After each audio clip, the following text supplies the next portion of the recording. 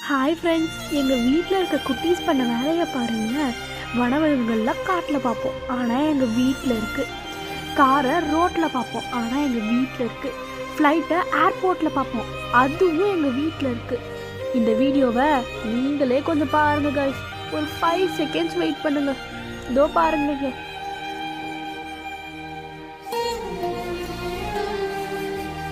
காட்டில் இருக்க வேண்டியது எங்கள் வீட்லேயும், ரோட்டில் இருக்க வேண்டியதும் எங்கள் வீட்டில் இருக்குது.